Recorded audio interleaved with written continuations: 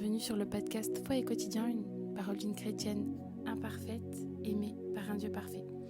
Aujourd'hui, je voudrais vous partager 5 choses que devenir mère m'a enseigné vis-à-vis de ma foi chrétienne. Premièrement, je dirais que c'est vraiment l'amour inconditionnel. Devenir mère reflète l'amour inconditionnel que Dieu a pour nous, tout comme nous aimons nos enfants sans condition, malgré leurs erreurs ou imperfections. Ainsi, Dieu nous aime inconditionnellement.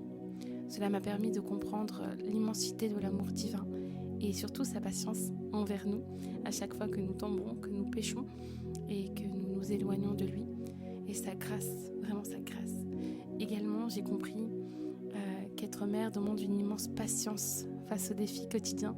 La foi chrétienne enseigne la patience envers soi-même et les autres. Et en tant que mère, j'ai appris à persévérer, même dans les moments de fatigue, en me rappelant l'importance de la foi dans les périodes d'épreuve.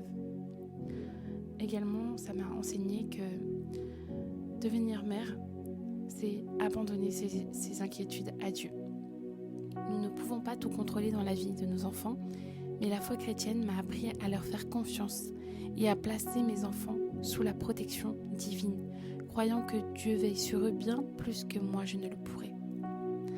Et également, à savoir, la maternité est un acte constant de sacrifice et de service.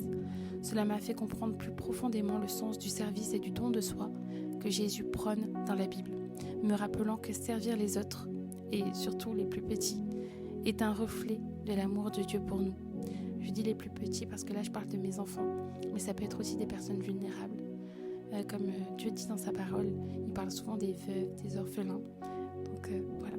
Et pour finir, être mère m'a appris à être reconnaissante pour les petites bénédictions quotidiennes, mais aussi à être humble face à mes limites.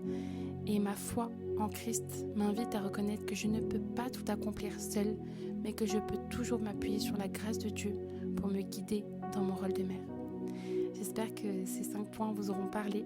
N'hésitez pas à me dire si vous, en tant que maman, vous avez aussi travaillé tous ces éléments-là. Et voilà, que Dieu vous bénisse.